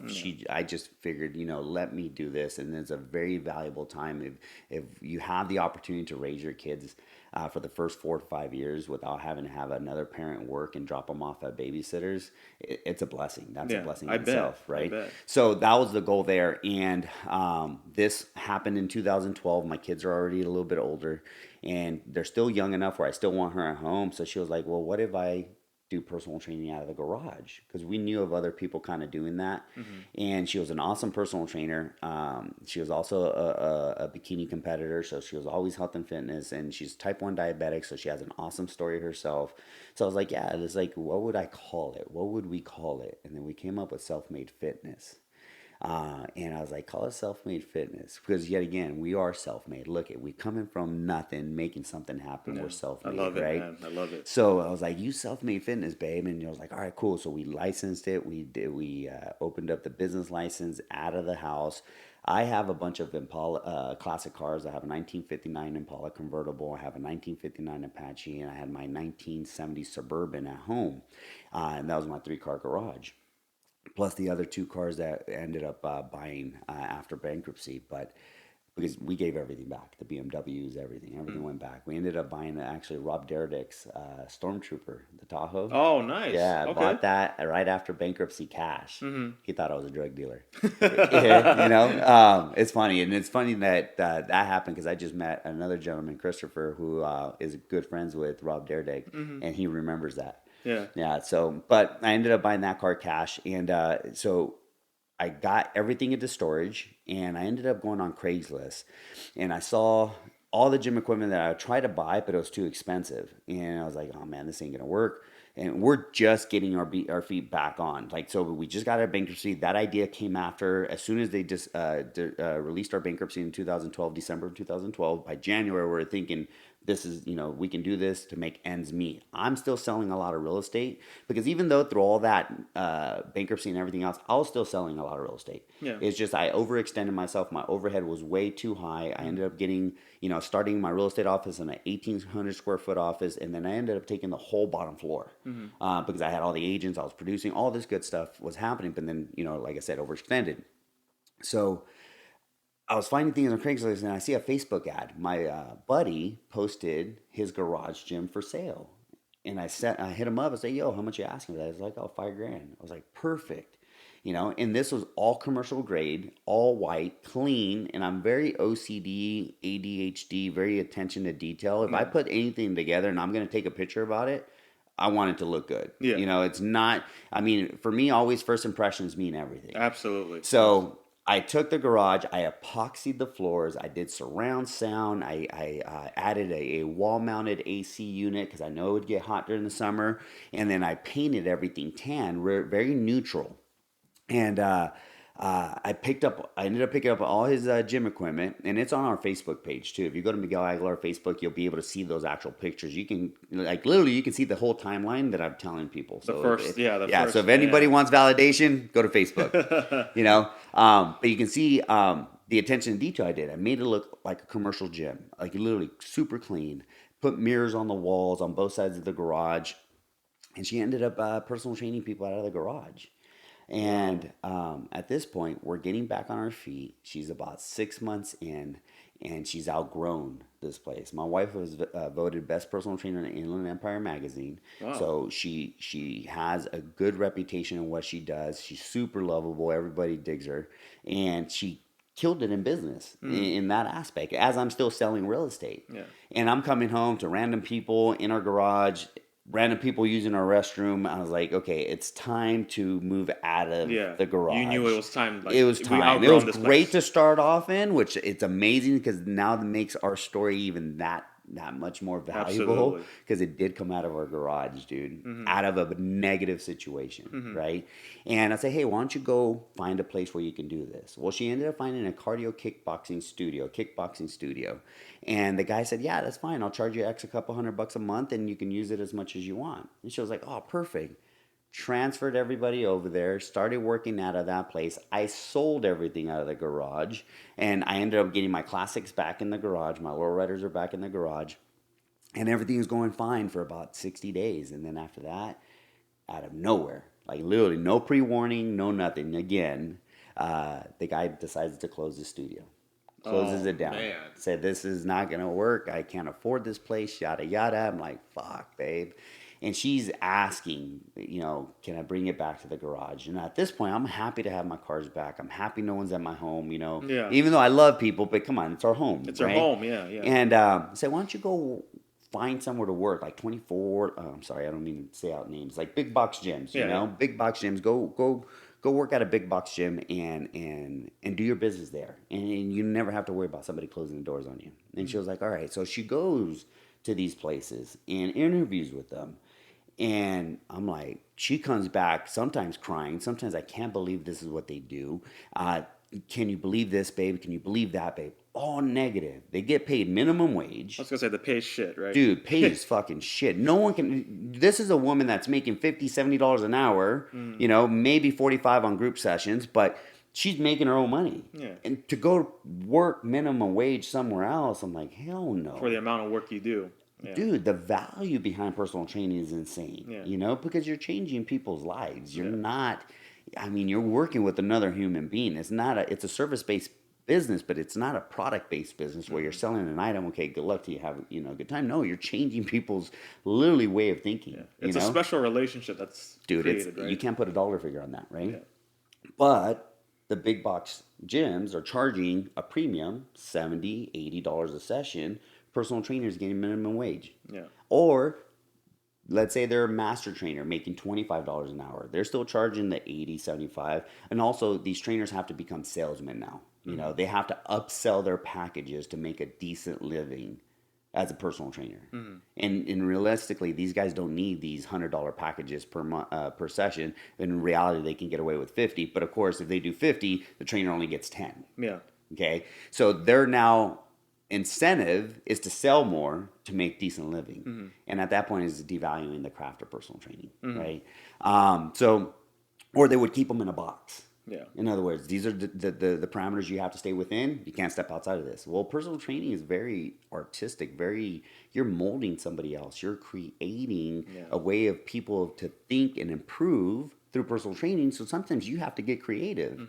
You know, not everybody can be in one single box. You just can't. So she kept coming back with these negative things, and I'm like, damn. And at one point, she was like super, super bummed because she was starting to lose clients because she didn't have a place to go. She was trying to make things happen. And I said, look, I started Googling private studios. And believe it or not, there's not really that many. And If they were, they're small little boxes, maybe 2,000 square feet, 1,000 square feet. Not all the equipment you need, but just enough space to have a couple people a month. Well, she's fully booked. A couple people a month is basically taking up the whole space. She went to this one studio where she interviewed banners everywhere, ads all over Facebook, hiring personal trainers. And my wife was a competitor, and I was a competitor at that point too. So I'm an IFBB pro. I'm in the circuit when it comes to competing in bodybuilding and physique. So we were known in that aspect as a couple. We did a couple interviews, and the owner of that training facility or studio was a competitor herself, her and her husband. And my wife shows up. Of course, she's super bubbly. I swear she believes in unicorns, put it that way. She's super bubbly, lovely person. And she goes in there, big smile. I can already see it. And wants to work there. And they really devalue her. Like, they tell her, no, you can't carry your name. No, you can't do that. No, this. As they're saying they're hiring, but they were competitors themselves. We're competitors. They wanted to strip us of everything we worked for. Yeah. So, no, you have to comply to their rules and regulations. And I get it. It's their business. But still, there's a way of doing it. But they really kind of, the demeanor was very negative, right? She comes home crying that day. And upset. And I'm home from lunch from real estate. And I'm like, what the fuck? Did they really say that? And my natural reaction, again, I want to go fucking kill these dudes. I want to go show them what's up. Yeah. I'm her husband. This is my wife. Yeah. Like, how dare you disrespect her? Yeah. And I had to cool down. And then I finally said, you know what? I've always been told, the sweetest revenge is always success. Mm-hmm. And to me, success was, okay, I'll build you a gym, is what I told her. Fuck these guys. I'll build you a gym. It'll just be for you, babe, and you can do what you want. Knowing what real estate cost at that time, dollar per square foot for the leases for commercial, I gave her somewhat of an unrealistic number to buy me some time to save some money, right? By then, we've already saved up, after bankruptcy, this is almost 8 months later, we've already saved up about $75,000 in our account. We're back to normal. We're still driving our same cars. I'm not overextending. I'm creating our platform, our foundation to be solid again. And I said, look, if you find a place at this dollar per square foot, at this square footage, we'll get it and we'll build you a gym. And fuck, not even a day later, she finds it. Like, literally finds it. I'm like, you got to be kidding me. And I'm like, if you know me well, and my wife can vouch for this, and my friends, like what I say, like I do. Like if I told you I'm going to do something, I'm going to do it. There's it may take me some time, but I'm going to do it. Yeah. And so there you go, husband of the year. I gotta make shit happen, dude. And so I meet with a broker, and shit you not, this place is actually right across the street from that studio. Nice. And I'm like, it wasn't done on purpose. Yeah. She just remembered the sign and went back and looked at it and called, and she said, babe, this is what it is. I'm like, oh, fuck. I'm like, cool. So I called the broker, and I was like, yep, it's accurate. And I'm like, okay, can we see it? So as soon as we seen it, and there's a picture on Facebook again, my wife sits in the middle of the warehouse with my two daughters, and she's just sitting there. And I can tell what she's doing. She's praying. And it's crazy how it all works out. So she's praying. I'm walking the facility. I'm already visioning how I'm going to make this place look. You're doing the Miguel. Yeah, the Miguel. I'm the type of person, dude, I can literally manifest and almost feel exactly how that place is going to feel once it's completed. Yeah. Before it's even there. And my wife's completely opposite. She's not a visionary. I have to literally draw it out for her, or she has to wait till it's actually open to really see it. But at that point, okay, this is self-made fitness, babe. We're going to do your own private studio. It's 3,900 square feet, which is a little bit larger than most. Actually, a lot larger than most. And we can make this work. But this is my mentality. I act and I do, right? And I don't procrastinate, because I say procrastination is death. So what I did is I started getting the paperwork ready and started turning in the financials and I was like, I got $75,000 in the bank. I'm good. But I forgot about my credit. Yeah, my credit's fucked. Because you went bankrupt. I'm like 580, 600. I'm barely getting back. And they pull it, not thinking, because I'm so used to my life prior. they pull all this information. It's like, unfortunately, we can't approve you. I was like, why? I was like, I got plenty of money in the bank. I got your deposit and your first month's rent. And he says, unfortunately, your bankruptcy, prevents you from doing that. And I was like, oh, wow. I was like, you're right. And I said, look at my credit report. Everything that I've ever had, I've never been late until the last 3 months of that bankruptcy. Like, I never was late to anything. I just had to do what I had to do, not because I wanted to. It was just it was a must. If you can give us some grace and allow us to really show you that I don't make late payments. Like, I will do what we need to do to make this happen. And plus, I've already promised my wife, dude. He's like, do you really want me? I want to stay married, And I was joking with him, trying to line things up. Yeah, yeah. I was like, give me a break here. I was like, is there anything? Can I put a higher security deposit? And at this point, it's like, this is the only thing we can do. We can definitely take a higher security deposit. And this is the terms. And I'm like, all right, cool. Not even yet again thinking it through, which I'm glad I didn't, because I always make shit happen, right? But at this point, I had $75,000 saved.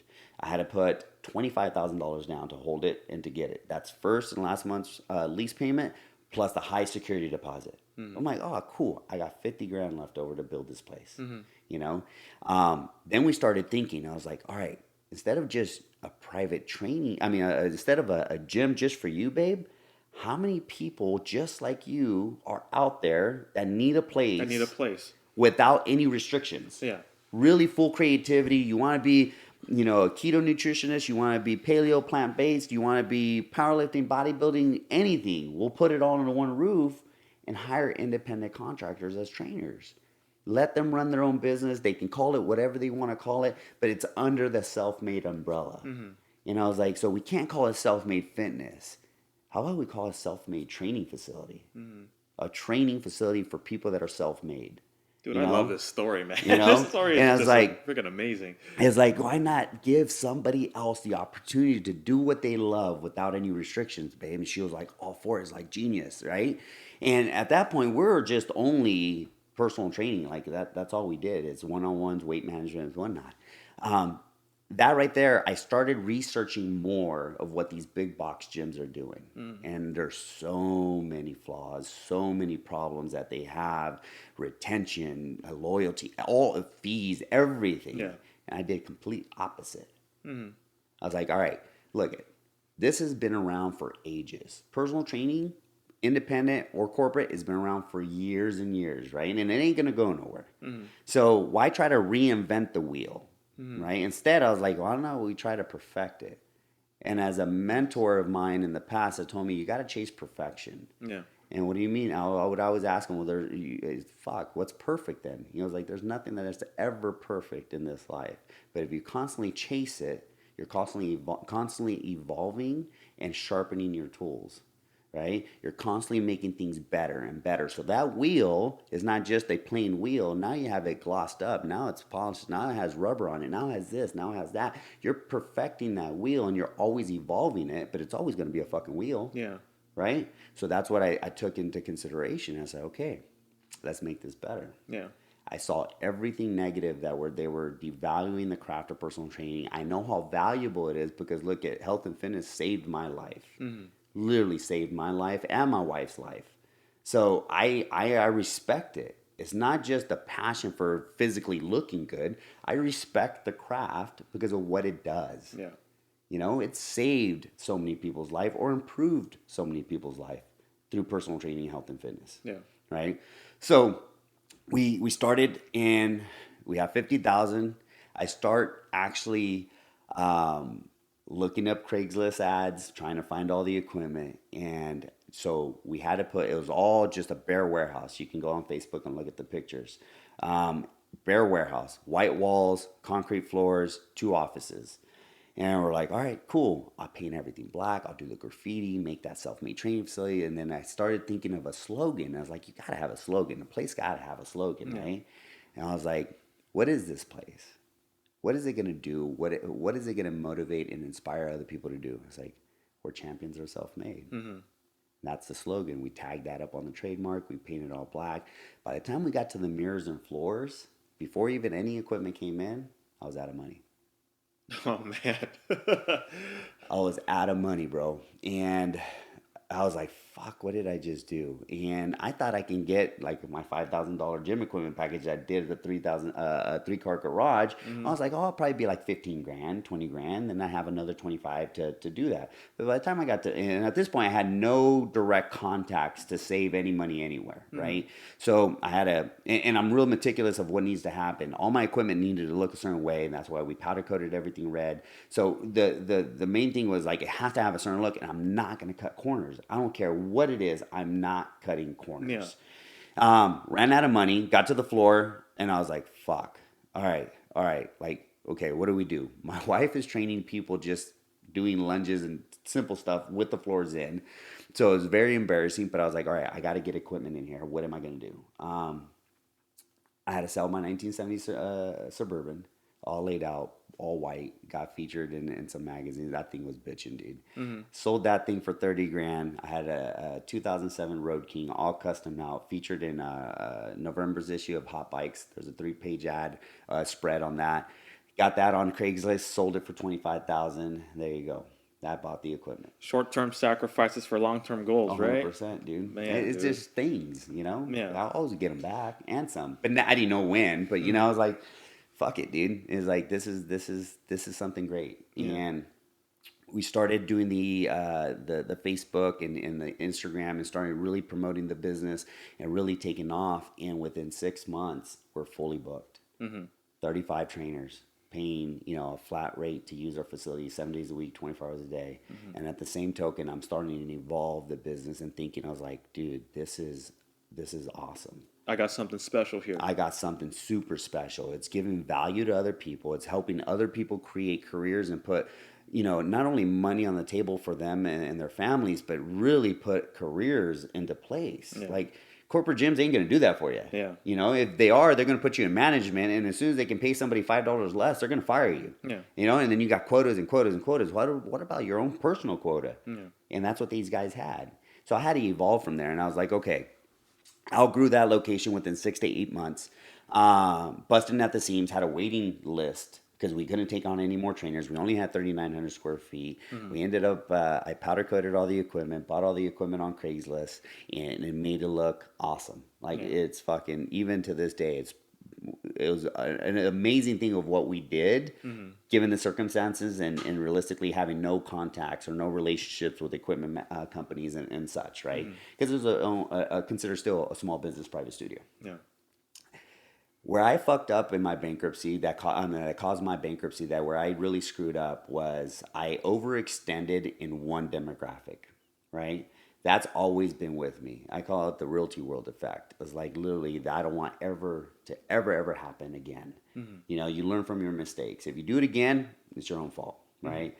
So I was like, automatically my mind and excitement was like, hey, I gotta get a bigger location. I Hmm. can bring on 10 more trainers. I can do this. I can do that. I was like, shit, I need a bigger location. But that's where I fucked up with my real estate office. I went too big in one location. Hmm. So I said, let me see if this works somewhere else. Well, I'm from Riverside, right? And I love Riverside because of what it made out of me, right? Absolutely. And I was like, I got to put one of these in my hometown. But I was like, okay, but demographically, where can I go and expand this business to get proven of concept to make sure this works somewhere else? Hmm. The look is very urban, very industrial, but yet high end commercial facility, Hmm. right? And I was like, oh shit, Corona. I used to live off of McKinley for a little bit. That's where I lived. I lived off of, yeah. Yeah, the Aspen Apartments or whatever they are. Oh, okay. Yeah, Yeah. yeah. So I lived off of McKinley, and McKinley back in the day was like high end, considered high end homes, Definitely. right? And I was like, shit, if I do one off of Corona, off of McKinley, all the commercial, there's other big box gyms there, I would kill it. Hmm. Found a place right off of McKinley, right next to the Chuck E. Cheese. Yeah. Okay, so that's my second location I ever gotta I built. gotta say too, when I first saw that, I was like, wow, this is a very unique location for Yeah, a gym. yeah. Yeah. It used to be a tire shop. Yes, exactly. That's what I thought. I was like, I thought that was a tire shop there. Roll up doors, commercial, but yet high end. Yeah. That look, the Yeah. graffiti, the red, the black, all that stuff, right? The motivational quotes on the wall, Mhm. like that all was my vision and artistic aspect of what I want the business to look like. Yeah. And so if this works, cool. I got two awesome businesses, killing it, right? And I opened up the second location in Corona, killed it, dude. I actually rose some red flags. In other words, I got other people's attention at that point. Wow. That I was onto something. I won't mention the gym, but within a week, the gym right across the street from there, okay, on the other side of the freeway, I ended up taking 14 of their trainers in 1 week. Wow. They saw the value. And this is even me showing them the facility bare. Like I would walk people through the facility. This is where this is going to be. This is what this is going to look like. This is how this is going to be. Like it wasn't finished yet. It wasn't even finished, but I was like, I already knew what the fuck it was going to look like. So I was like, dude, and my excitement, like I talk and I get passionate of what I do, right? So they were seeing it with me, and they all signed up.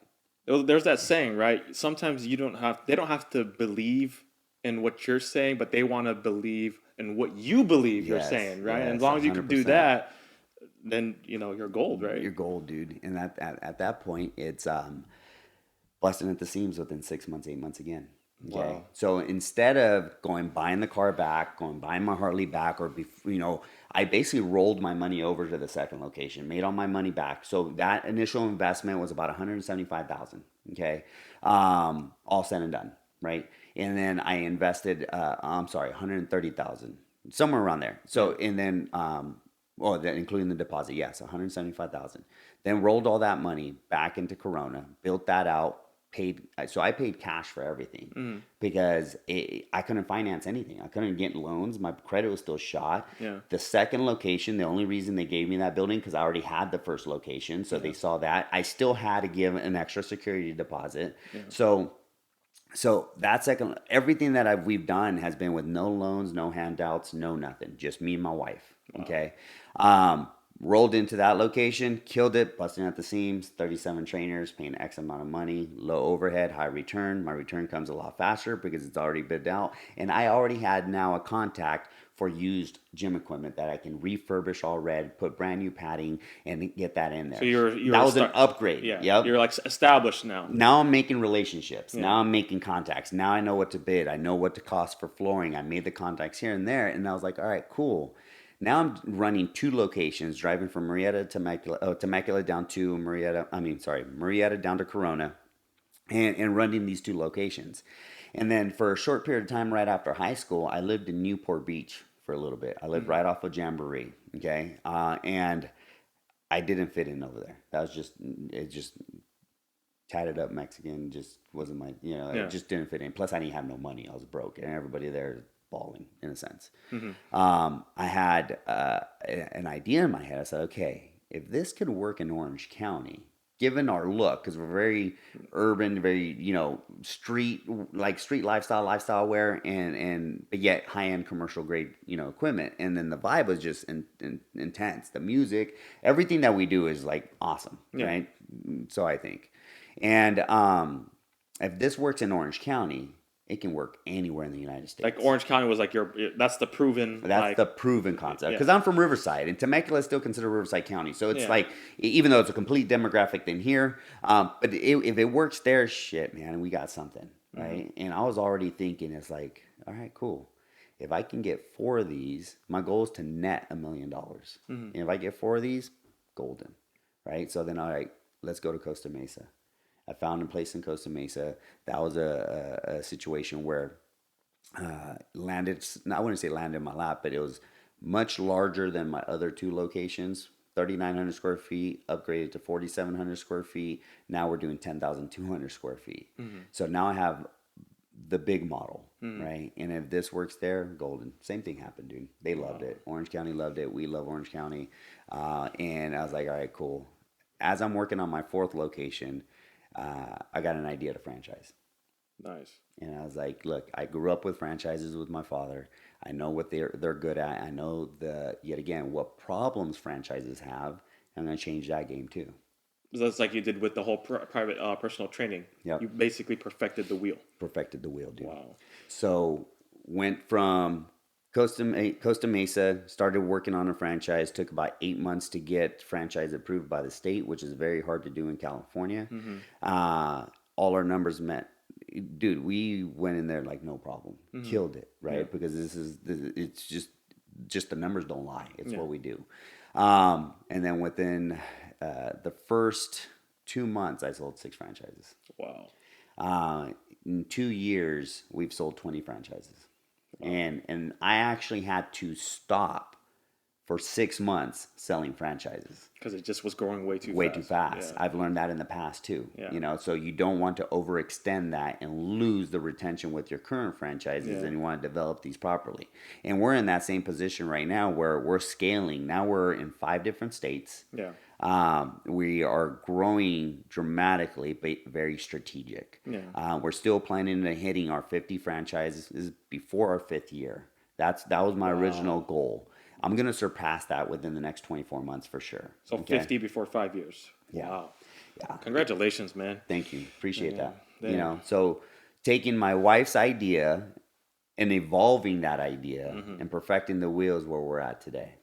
Taking a negative situation out of bankruptcy and making something work, but then also seeing that, I think that what's cool about the story, or the cool about the platform we have, is that you can look at things as a problem and say, okay, there's no solution for it. But if you really dig deep, you would be able to find a pretty good solution. If you're able to just kind of like really hone in on it and dissect it, right? Yeah. Kind of like what you and your wife did. Yep. You could make something great come out of it. No, 100%, dude. Man, dude, I love your story, Miguel.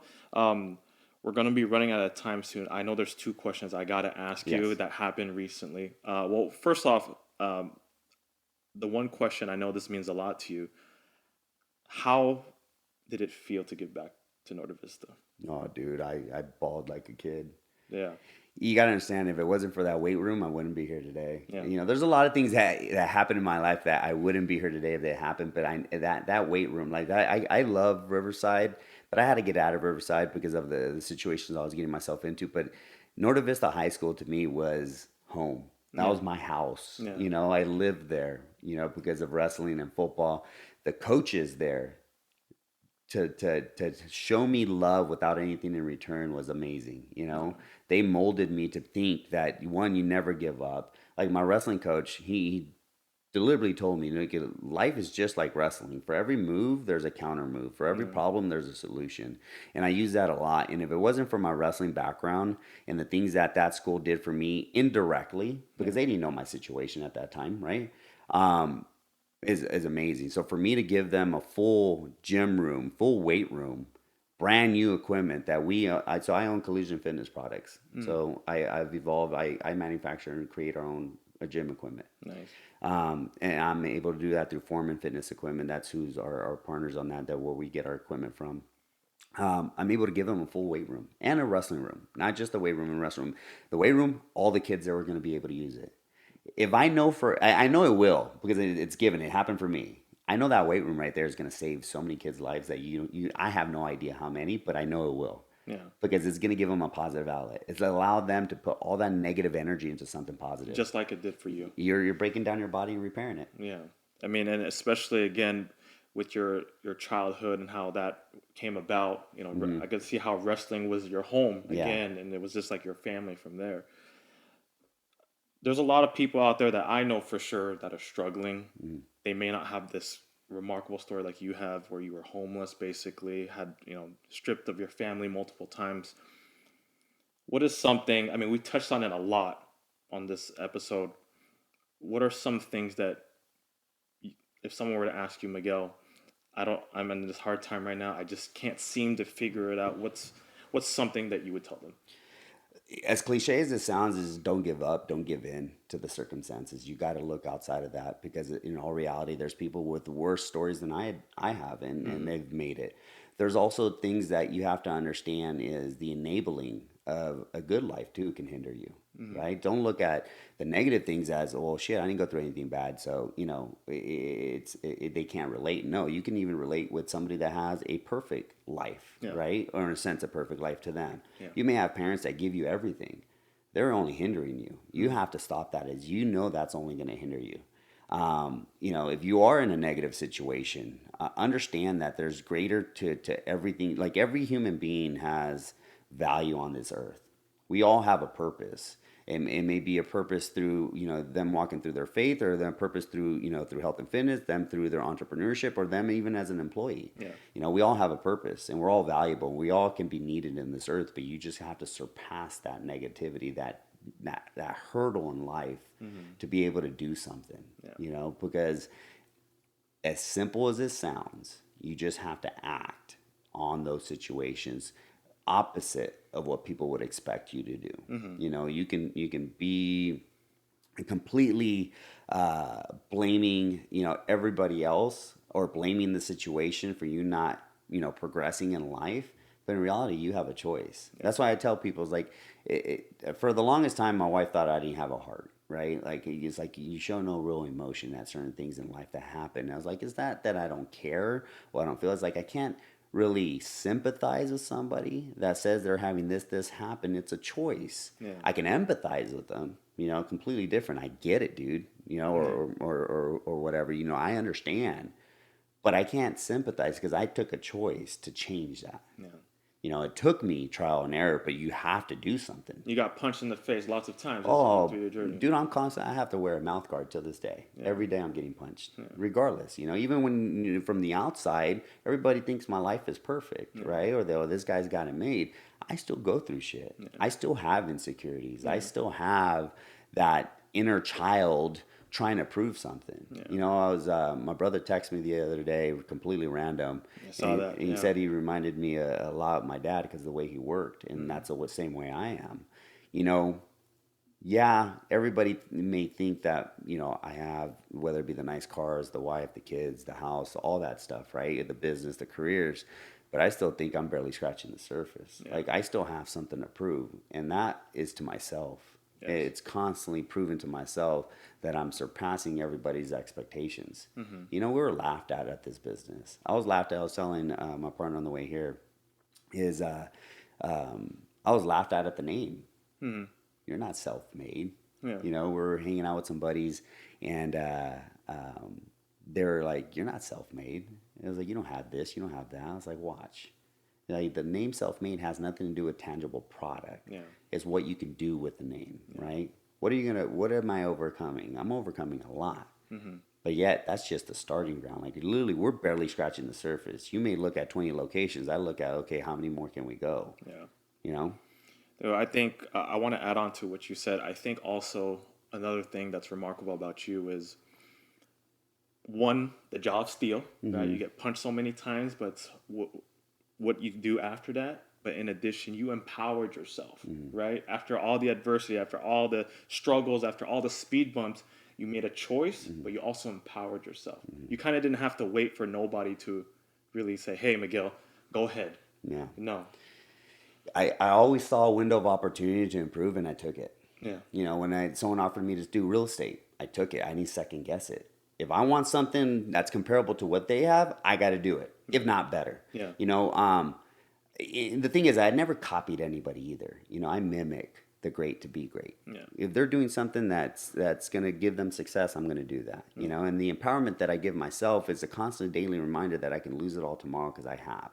Like, I literally wake up every day and I pretend like I'm broke in my head. Like, I pretend I'm not yet satisfied. I'm not yet fulfilled. And some people may look at that as somebody that is unhappy, or somebody that is always trying to fulfill something with something, right? But it's not. It's like, I have so much more of me to go that there is no fulfillment. Once you feel fulfilled and stagnant, why do you think people, after they retire, they end up getting sick or dying? Yeah. There's no sense of that in my vocabulary. I'm never going to retire. I'm always going to do it. And then even then, when I one-upped one, okay, how can I make it better? Yeah, chasing perfection. Like 100%, right? Dude, always. Dude, Miguel, I appreciate you coming on the Parables.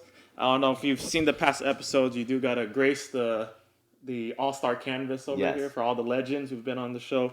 I appreciate you guys. 16 countries now, just as of yesterday. 16 countries as of this recording tune into this podcast. Just started mid-September.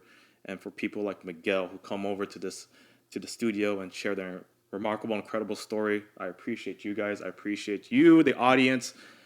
Man, can't wait to share this with you. Miguel, self-made, brother. All day. Appreciate you. We're out.